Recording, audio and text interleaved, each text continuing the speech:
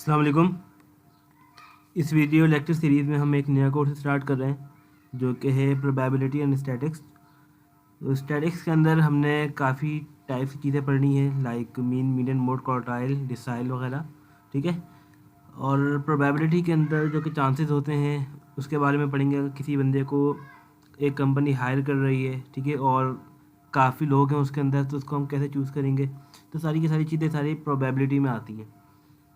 तो प्रोबेबिलिटी को समझने के लिए बिल्कुल इसके बेसिक से स्टार्ट करेंगे ताकि मुश्किल ना हो समझने में और बड़ा इजीली ये काम हो सके। तो स्टार्ट करते हैं बिल्कुल बेसिक से, जो कि सबको पता है प्रोबेबिलिटी का फार्मूला क्या होता है। जो प्रोबेबिलिटी का फार्मूला होता है NPR, हम उसी से स्टार्ट करेंगे और उसी को समझते समझते फिर अपने सवालों की तरफ आएंगे।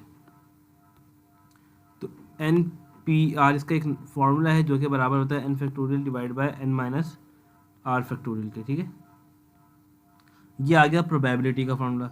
एक आ गया कॉम्बिनेशन का formula, n factorial divided by n minus r factorial into r factorial. अब एक सवाल ये होना चाहिए कि हम कहाँ कॉम्बिनेशन लगाएं, कहाँ पे प्रोबेबिलिटी लगाएं। तो आसान सा सवाल ये है कि आप नोट डाउन कर लें इसको। जब भी कहीं पे चूज़ का वर्ड आ जाए या कहीं सिलेक्ट का वर्ड आ जाए तो वहाँ पर हम लगाते हैं कॉम्बिनेशन। तो जहाँ पे सिलेक्ट का वर्ड आ जाए या चूज़ का वर्ड आ जाए, ठीक है, तो वहाँ पर हम लगाते हैं कॉम्बिनेशन।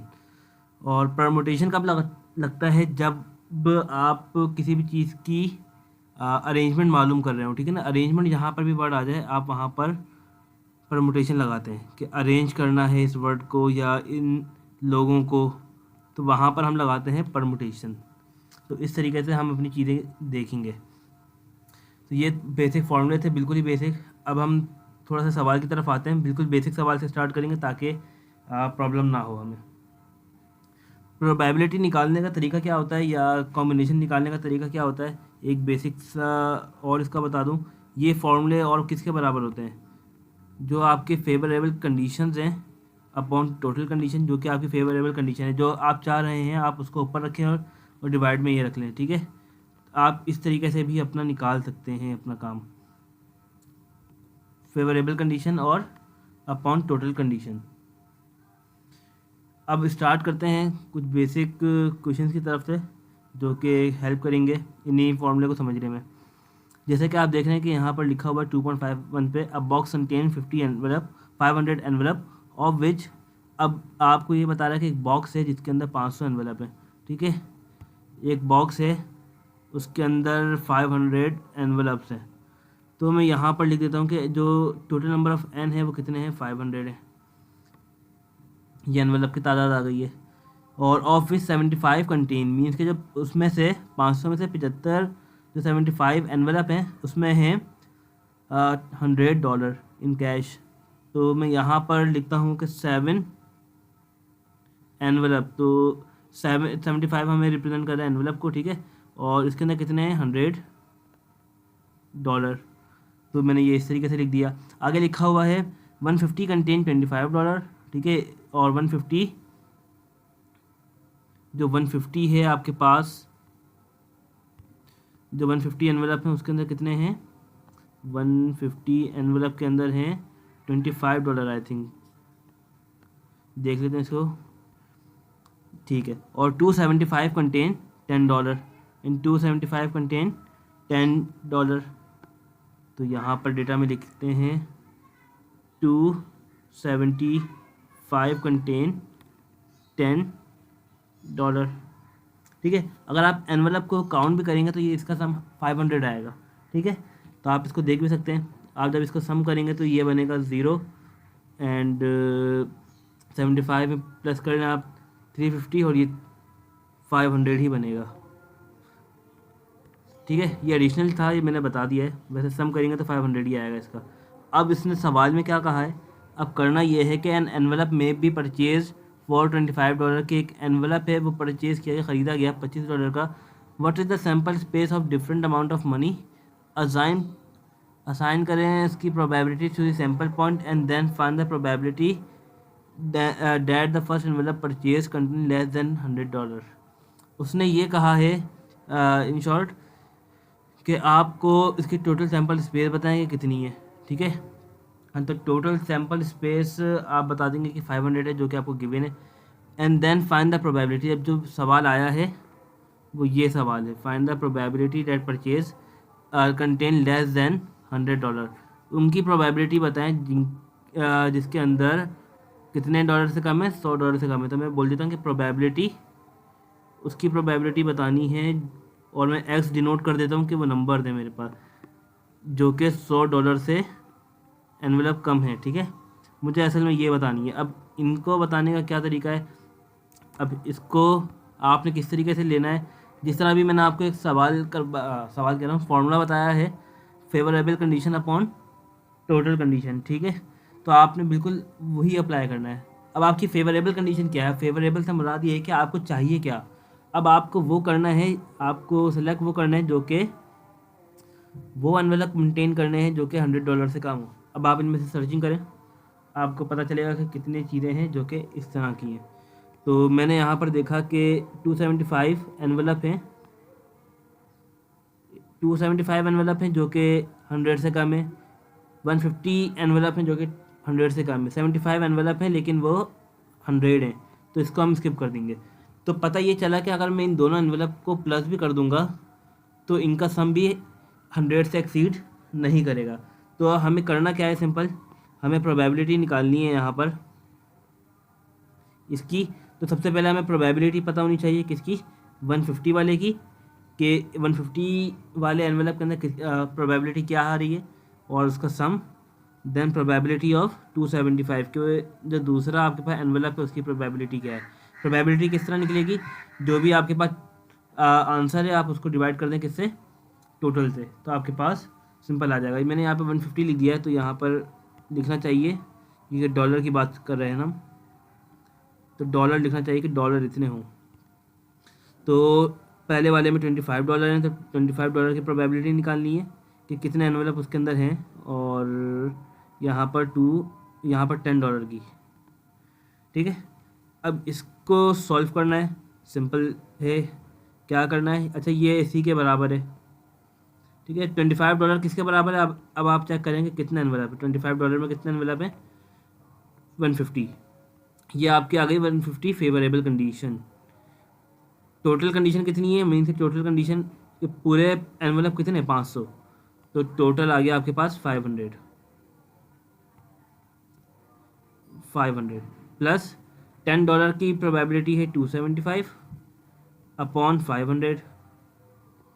एलसीएम ले लें, 500 आ गया एज इट इज़, और 150 प्लस 275 बन जाएंगे 325।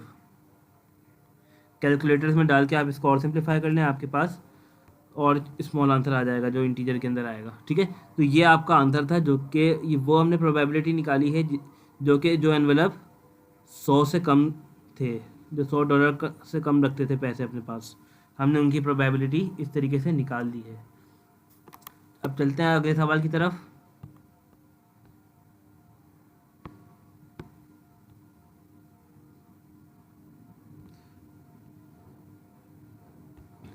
तो नेक्स्ट सवाल है, ये काफ़ी आसान है, इसको भी देखते हैं।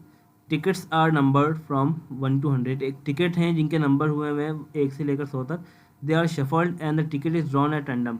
अब जब भी टिकट को ड्रॉन का मतलब होता है निकालना, कि उन 100 में से किसी को निकाला गया रैंडम।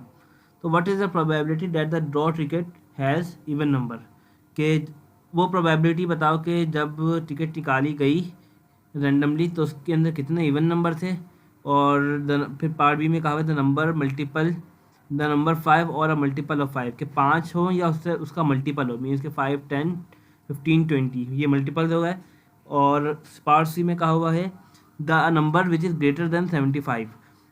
तो चलिए स्टार्ट करते हैं, इसकी भी कंडीशंस बनाते हैं। तो आपको यहाँ पर नंबर्स हैं, क्योंकि नंबर सिस्टम है, मैं उसको एन से डिनोट कर देता हूँ, और यहाँ पर फाइनाइट बना देता हूँ मैं 100 तक, ठीक है। तो ये मैंने 100 कुछ बना दिया इस तरीके से। तो अब पार्ट ए में कह रहा था कि प्रोबेबिलिटी बताओ प्रोबेबिलिटी बताओ कि वो इवन नंबर हो, तो इवन नंबर को मैं ई से शो कर रहा हूँ, ठीक है। इन नंबर्स में से कितने इवन नंबर होंगे। फिर पार्ट बी में पूछा हुआ था कि वो मल्टीपल ऑफ 5 बताओ, कि मैं यहाँ पे 5 लिख देता हूँ, तो वो मल्टीपल ऑफ 5। ये आपके ऊपर है कि आप अपनी नोटेशन क्या देते हैं, ठीक है। और क्या बताना है, अ नंबर। फिर थर्ड पार्ट है अ नंबर, यहाँ पर लिखा हुआ है अ नंबर ग्रेटर देन 75। वो नंबर बताओ, उनकी प्रोबेबिलिटी बतानी है। प्रोबेबिलिटी का वर्ड कहाँ से, क्योंकि पीछे से चलता हुआ आ रहा है, बस पार्ट का नाम दीजिए। प्रोबेबिलिटी बताओ जो कि वो नंबर जो कि 75 से बड़े हों, या इसको हम इस तरीके से भी लिख लेते हैं, x ग्रेटर देन 75, ठीक है। तो यहाँ पर हमें इसकी प्रोबेबिलिटी निकालनी है, तो काफ़ी आसान है। अब यहाँ पर अगर आप देखें इवन नंबर की तादाद कितनी है, जब भी कुछ ऐसा नंबर आए जो कि सिमेट्रिक हो, सिमेट्रिक मीन्स के जैसे कि हमें पता है कि काउंटिंग 1 से लेकर 100 तक होती है, जो बेसिक्स होती हैं, ठीक है। तो उसके अंदर आधे इवन आते हैं और आधे ऑड आते हैं। आधे इवन का मतलब ये है कि आप ले के जाना चाहें तो 2 4 6 8 10, ठीक है। जैसे कि मैं यहाँ पे ले लूँ 2, और बल्कि मैं इसको और अच्छे से समझाने के लिए मैं एक छोटी सी एग्जांपल ले लेता हूँ। जैसे कि एक नंबर है 1 2 3 2 3 4 5 6 7 8 9 10। इसको समझाने के लिए हम इसको समझ लेते हैं पहले। अगर मैं आपसे पूछूं कि इसके अंदर कितने इवन नंबर कितने ऑड नंबर हैं, तो आप क्या कहेंगे। आप सबसे पहले काउंट करेंगे, ये हो गए आपके पास ऑड नंबर, मैंने काउंट किए, मेरे पास 5 ऑड नंबर आ रहे हैं और 5 ही इवन नंबर आ रहे हैं। तो प्रूफ ये हुआ है कि इवन नंबर इसके अंदर कितने हैं। ये पी मैंने लिख दिया, यहाँ पे पी नहीं आएगा क्योंकि हम प्रोबेबिलिटी नहीं निकालते, सिंपल बता रहा हूँ कि इवन नंबर की तादाद कितनी है। इवन नंबर है यहाँ पे 5 और ऑड नंबर कितने हैं यहाँ पर 5। तो सिमिलरली जब ये 10 नंबर थे तो 10 का आधा कर दो तो 5 आएगा और 5 आएगा, तो ये सिमेट्रिक थे असल में। तो इसलिए हमने यहाँ पर डायरेक्ट बता दिया कि यहाँ पर आधे इवन नंबर हैं और आधे ऑड नंबर हैं। अगर मैं यही सवाल इसके लिए पूछूं, अब 100 के अंदर कितने इवन हैं और कितने ऑड हैं, तो आप जवाब क्या देंगे। आप सिंपल ये कहेंगे कि 100 को डिवाइड बाई 2 कर दो, तो आपके पास इवन भी आ जाएगा ऑड भी आ जाएगा।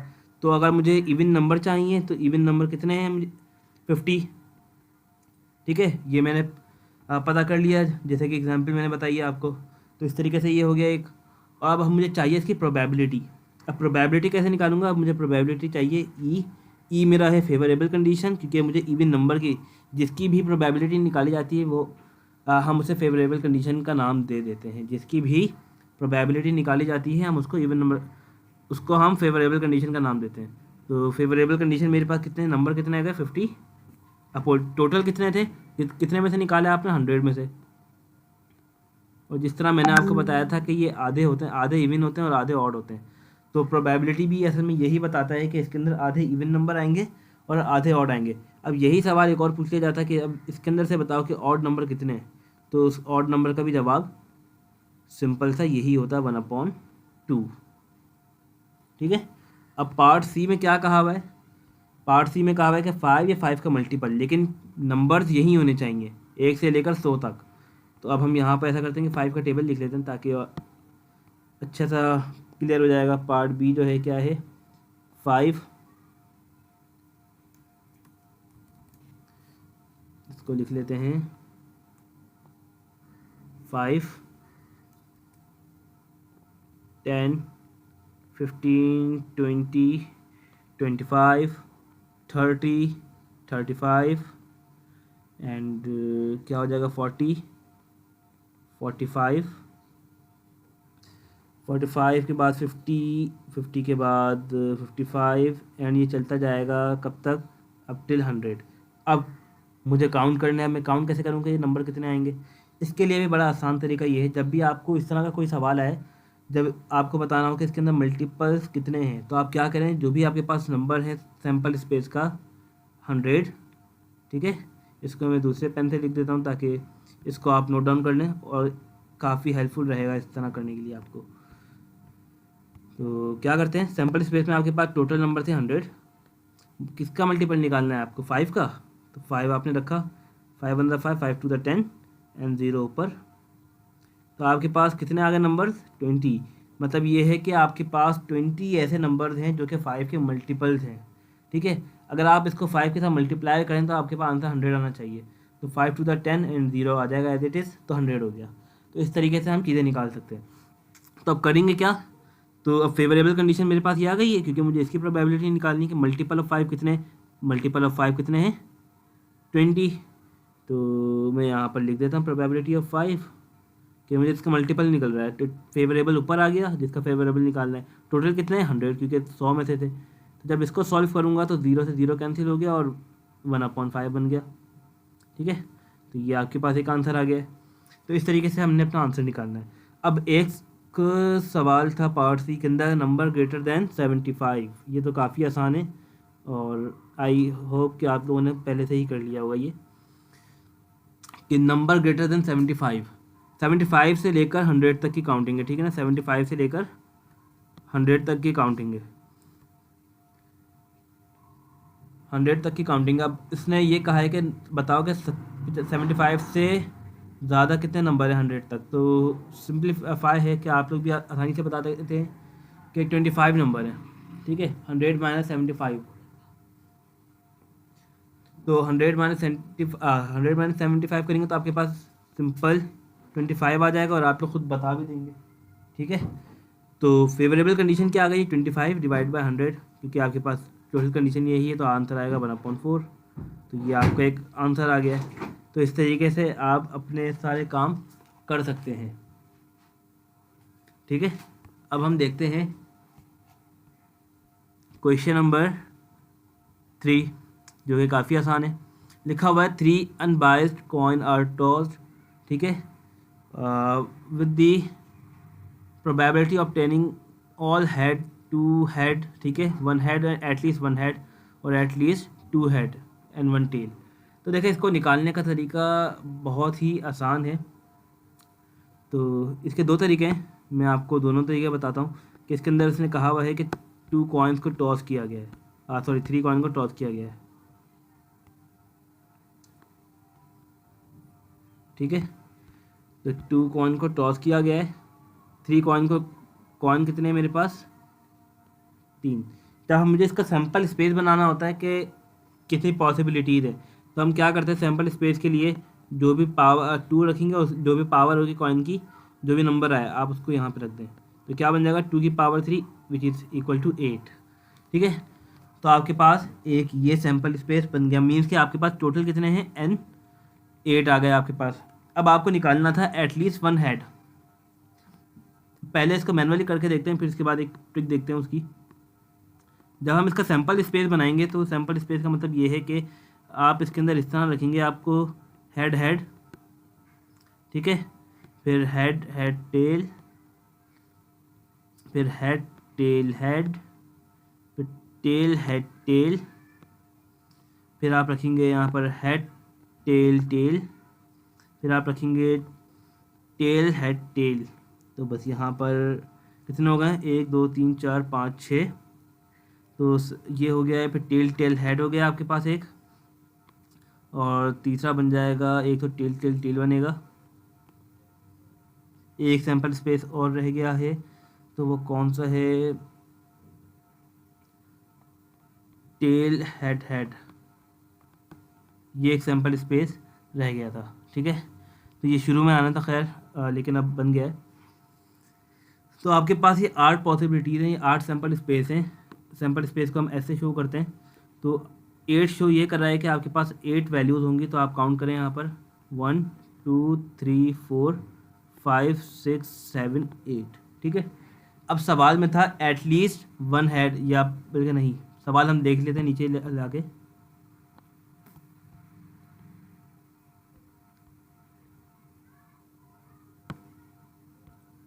तो क्वेश्चन में है हमारे पास ऑब्टेनिंग ऑल हेड, ठीक है, ऑब्टेनिंग ऑल हेड या 2। पहले हम ऑब्टेनिंग ऑल हेड देखते हैं कि सबके सब हेड होने चाहिए। तो आप इसके अंदर देखें सारे के सारे क्या हेड हैं। तो एक मुझे हेड दिख रहा है जो कि सबके अंदर है, बाकी टेल भी आ रहा है, हेड भी आ रहे हैं। तो अगर मुझे इसकी प्रोबेबिलिटी निकालनी है तो मुझे क्या करना होगा, मैं पार्ट ए का बता रहा हूँ और ये सब के सब हेड होंगे, ठीक है। तो मैं यहाँ पे 1 से शो कर रहा हूँ पार्ट ए को। तो ये क्या बनेगा क्योंकि एक है फेवरेबल कंडीशन अपॉन टोटल कितनी 8, तो आपके पास एक आंसर ये आ गया है। ठीक है, फिर अगला सवाल था एटलीस्ट टू हैड। अब पार्ट बी के अंदर जो मुझे याद है मैं करवा देता हूँ आप लोगों को। एटलीस्ट टू हैड, अब या कंटेन कह सकते हैं कि जिसके अंदर से दो हेड हो। एटलीस्ट का वर्ड अभी इस्तेमाल नहीं हुआ, हम पहले सवाल भी ऐसा करते देख ही लेते हैं। तो सवाल के अंदर है टू हेड और एक वन हेड है। ठीक है, पहले टू हेड निकालना है और फिर वन हेड, तो इजी है काफ़ी, टू हेड और वन हेड। अब सबसे पहले हम तलाश करेंगे इसके अंदर जिसके अंदर सिंपल टू हेड हो। तो इसके अंदर दो हेड हैं, वन, इसके अंदर दो हेड है, तो कितने हो गए? तो एक दो तीन हेड हो गए जिसके अंदर दो हेड है। तो मैं यहाँ पे लिख देता हूँ 2h, अपनी नोटेशन से शुरू करवा रहा हूँ कि जिसके अंदर टू हेड है। तो वो कितने हैं? 3, क्योंकि इसको मैंने सम किया तो 3 मिले, और टोटल कितने हैं? 8। तो आंसर क्या आ गया? 3/8। अब फिर एक क्वेश्चन था पार्ट सी के अंदर कि एटलीस्ट नहीं, सिंपल वन हेड, जिसके अंदर सिंपल एक हेड हो। तो हेड आप नोट करें किस किस के अंदर है। एक हेड इसमें है, एक हेड इसमें है, और एक हेड इसके अंदर है, तो 3 है। तो पार्ट 3 का आंसर भी क्या होगा? मीन्स कि पार्ट सी का आंसर क्या होगा? जिसके अंदर वन हेड हो, मैंने H1 का नाम दे दिया उसको, तो वो भी 3/8 इन शॉर्ट बनेगा। ठीक है, तो अब एक ये हो गया है। अब फिर एक सवाल में था कि एटलीस्ट वन हेड। ठीक है, एटलीस्ट वन हेड। अब जब भी एटलीस्ट का वर्ड आप सुने ना, तो एटलीस्ट का मतलब होता है कम से कम एक, ज़्यादा से ज़्यादा जितने भी हों। ठीक है, एटलीस्ट का मतलब होता है कम से कम एक। अब कम से कम एक देखो, सबसे पहले तो हम कम से कम एक तलाश करेंगे। ये रहा 1 2 3, जिसके अंदर एक एक हेड है। अब एटलीस्ट का मतलब ये है कि आप इससे ज़्यादा भी तलाश कर सकते हैं। अब 2 वाला भी आप काउंट कर लें, तो आपने 2 वाले में देखना है, तो फिर आपने ये 4, ये 5, ये 6। अब आपने कहा कि मैंने 2 हेड वाले भी कंप्लीट कर लिए। एटलीस्ट का मतलब होता है कम से कम एक, और ज़्यादा से ज़्यादा कुछ भी हो सकते हैं, जितने भी आ जाएँ। तो उसके अंदर थर्ड वन एक और मिला लेंगे, तो टोटल कितने बन गए? 7। जब इनका सम किया गया 1 2 3 4 5 6 7, तो 7/8, तो ये एटलीस्ट वाले का आंसर बनेगा। तो एटलीस्ट में 80 लिख के H लिख रहा हूँ वहाँ पर, और इसको बराबर कर देता हूँ किसके हैं? 7/8 के। ठीक है, तो एटलीस्ट वन हेड का मतलब ये होता है। अब एक बारी आती है कि एटलीस्ट वन टेल, या एटलीस्ट वन टेल नहीं, एटलीस्ट वन टेल या एटलीस्ट वन हेड की बात एक ही है। अब एक चीज़ आती है एट मोस्ट। एटलीस्ट की तो बात कर ली, एट मोस्ट का मतलब होता है ज़्यादा से ज़्यादा, बस यही हो, इससे ज़्यादा ना हो। तो अगर लिखा हुआ जाए एट मोस्ट वन हेड, ठीक है ना, तो बस आपने एट मोस्ट का मतलब ये है कि आपने सिंपल एक हेड ही ढूंढना है। तो एक हेड कितने हैं? 1 2 और ये 3। ठीक है, तो 3/8 आ जाएगा उसका आंसर भी। तो कुछ ये थे प्रोबेबिलिटी के सवाल जो कि अभी हमने सॉल्व किए अपनी वीडियो में। और नेक्स्ट वीडियो के अंदर हम इसके और सवाल को सॉल्व करेंगे, क्योंकि बेसिक थी बिल्कुल। तो आज की वीडियो को मैंने थोड़ा दरमियाना ही रखा है, कोई बर्डन ना हो और समझ में आ सके इजीली। जब हम इसके मेथड को थोड़े और अच्छे से कर लेंगे, तो इसके हम फार्मूलाज को थोड़े से देखेंगे, जो कि थोड़े कॉम्प्लेक्स फार्मूलाज हैं, बट काफ़ी ईजी हैं, हेल्पफुल रहेंगे सॉल्व करने के लिए। ना उसको याद करने की नीड है, बस आपको उसको एक मरतबा समझना है। तो जब समझ लेंगे तो आपके लिए काफ़ी आसान हो जाएंगे न्यूमेरिकल इसके सॉल्व करना। कुछ भी प्रॉब्लम हो कमेंट सेक्शन में ज़रूर बताएं। Thank you.